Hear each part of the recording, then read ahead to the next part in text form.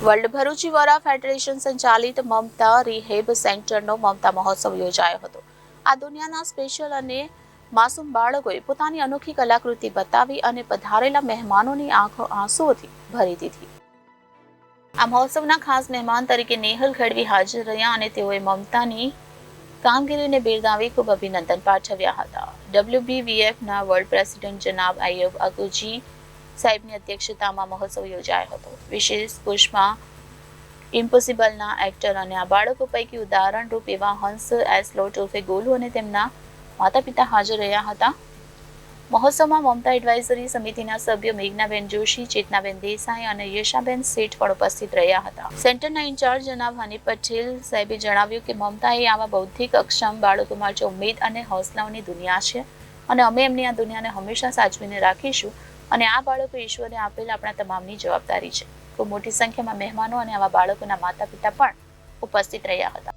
નમસ્તે, હું છું નેહલ ગઢવી। આજે ભરૂચ ખાતે એક અદ્ભુત કાર્યક્રમ થયો।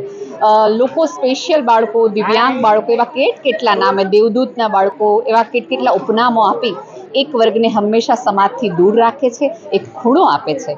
મિત્રો, ભરૂચમાં એક અદ્ભુત સેન્ટર છે મમતા રિહેબિલિટેશન સેન્ટર, કે જ્યાં આવા બાળકો માટે, આવા વાલીઓ માટે એક વિસામો બનીને ઉભરી રહ્યું છે। અહીંયા 150થી વધુ દીકરા દીકરીઓ છે કે જેને ફિઝિયોથેરાપીથી લઈ ઓક્યુપેશનલ થેરાપી, સ્પીચ થેરાપી, જે એક થેરાપીની સેશન છે એ 500, 700, 800 રૂપિયા, 1000 રૂપિયાની કલાકની હોય, એ તમામ નિઃશુલ્ક આપવામાં આવે છે। એ કેટલી બધી એવી વાતો છે કે જે તમે વિદેશથી જઈ અનેક મહાશહેરોમાં જઈને ન મળે એવી બધી થેરાપી આ સેન્ટરમાં આપવામાં આવે છે। મિત્રો, સમાજને એક બહુ નમ્ર અપીલ છે કે આપણે અનેક જગ્યાએ દાન આપતા હોય છે, અનેક જગ્યાએ કામ આપતા હોય છે, થોડુંક કામ આ બાળકો માટે કરીએ, થોડુંક ધ્યાન આ બાળકને પણ આપીએ, કારણ કે ઈશ્વરે જો સમાજમાં આ બાળકને મોકલ્યા છે તો કે એવી શ્રદ્ધા સાથે કે આ 8 અબજની વસ્તીમાં આટલા 105 બાળકો તો સચવાઈ જ જાય ને, એટલી કરુણા આ ભરૂચ જિલ્લામાં ન નીકળે। આપ સૌની નમ્ર વિનંતી છે કે આવો સાથે મળીને આ બાળકને સમજીએ, એના મા બાપની કરોડરજ્જુને થોડીક સીધી કરીએ અને આવા મમતા રિહેબિલિટેશન સેન્ટર જેવા સેન્ટરને વધુને વધુ માત્ર ફંડના કારણે આવી સંસ્થાઓને ક્યાંય તકલીફ ન મળે એવી ખેવના રાખી અને આ યોગ્ય લોકોને યોગ્ય વાત પહોંચાડી, જેથી કરીને આ બાળક પણ શિક્ષણ તાલીમ થકી મારા અને તમારા જેવું ઘણું બધું નોર્મલ જીવન જીવી શકે છે। ક્ષમતા તો એની પાસે છે, પાક તો છે, સમાજે માત્ર આકાશ ને અવકાશ આપવાની જરૂર છે। બેન, જે પરિવારમાં બાળકો છે, પરિવાર ખાસ કરીને નાસીપાસ થતો હોય છે, એ માટે શું? એ પરિવાર એટલા માટે નાસીપાસ થતો હોય છે ભાઈ, કે સમાજના જ લોકો એને પ્રશ્ન પૂછ્યા કરે છે, કેટલામું ભણે છે, શું કરે છે, કેમ હજી બોલતા નથી શીખ્યો, એને શું તકલીફ છે। સમાજ આવા પ્રશ્નો કરવાના બદલે માત્ર એ મા બાપને એવું કે તમારી આ મુશ્કેલીમાં, તમારી આ સ્થિતિમાં ક્ષણવાર માટે કે થોડી વાર માટે અમે તમારી સાથે છીએ। આવા રિહેબિલિટેશન સેન્ટર એ ખૂણે ખૂણે જઈને એ તો કરે છે કે તમે એકલા નથી, અમે તમારી સાથે। એ એકલતાના કારણે ક્યાંક તમે દુઃખમાં જ્યારે એકલા હો ને ત્યારે દુઃખ હોય એના કરતાં વધુ આપણને પીડા આપતું હોય છે, પણ જ્યારે તમને ખબર પડે કે તમારા આંસુ લૂછવાવાળું કોક છે, તમને દવા દેવાવાળું કોક છે, તમને માથે હાથ ફેરવાવાળું કોક છે, તો તમને કોઈ નિરાશા નથી। નિરાશા એટલા માટે આવે છે કારણ કે ક્ષણે ક્ષણે આ મા બાપ આવું ફીલ કરે છે કે અમારું કોઈ નથી, અમારું કોઈ નથી।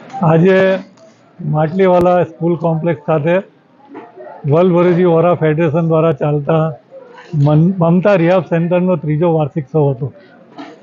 આ વાર્ષિક શોમાં નેહલબેન ગઢવી, ચેતનાબેન દેસાઈ અને મેઘનાબેન જેવા નામાંકિત સ્પેશિયલ એજ્યુકેટરો અને હંસ અને એના મમ્મી પપ્પા, હંસ મીન્સ ગોલુ અને એના મમ્મી પપ્પા હાજર રહ્યા હતા।